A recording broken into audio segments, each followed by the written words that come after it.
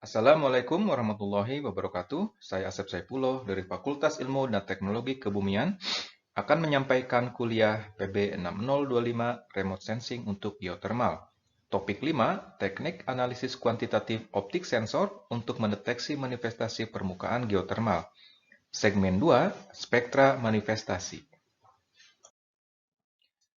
Dalam teknologi remote sensing optis, pemetaan secara digital dan kuantitatif dilakukan melalui pendekatan spektra untuk target yang dicari. Setiap material atau mineral memiliki respon yang spesifik untuk setiap panjang gelombang yang digunakan. Respon yang khas dari absorpsi dan refleksi dalam suatu rentang panjang gelombang menjadi dasar dalam proses identifikasi.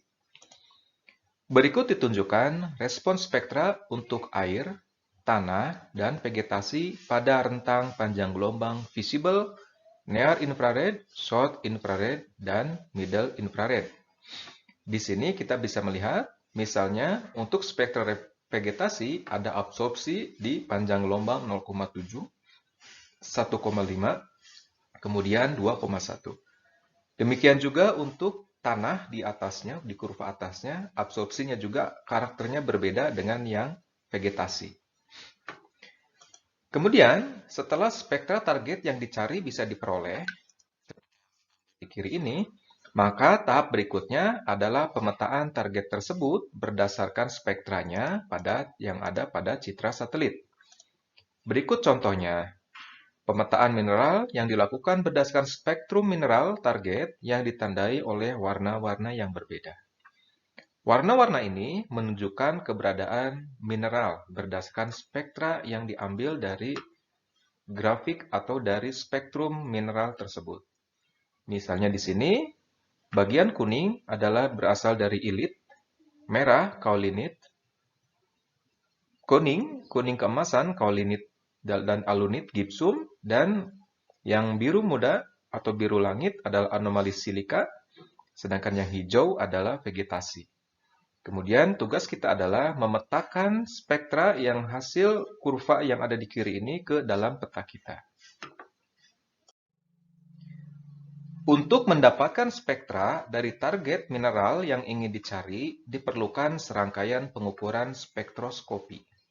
Dalam hal ini, sampel mineral atau batuan yang ada di lapangan menjadi hal terpenting dalam proses pemetaan secara kuantitatif.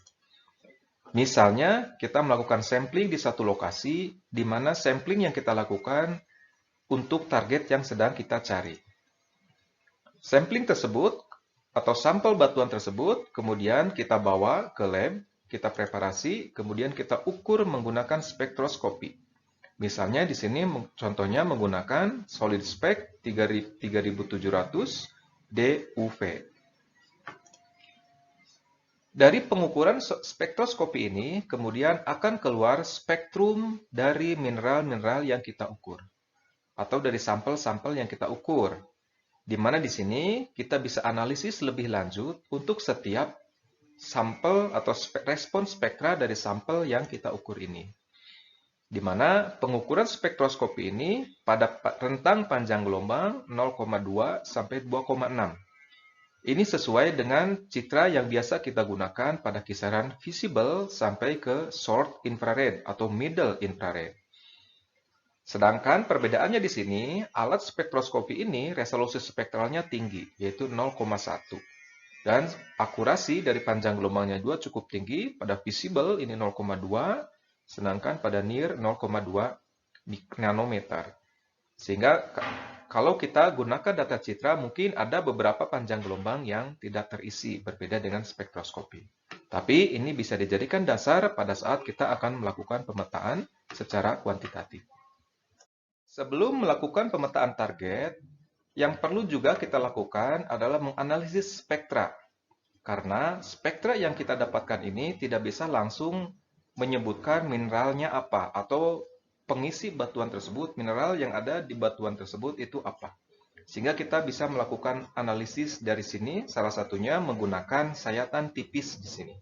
Sampelnya kita gunakan juga sayatan sehingga kita bisa tahu di situ bahwa mineral penyusun batuan yang kita ukur spektralnya itu berasal dari batuan teralterasi hornblenda yang berubah menjadi klorid.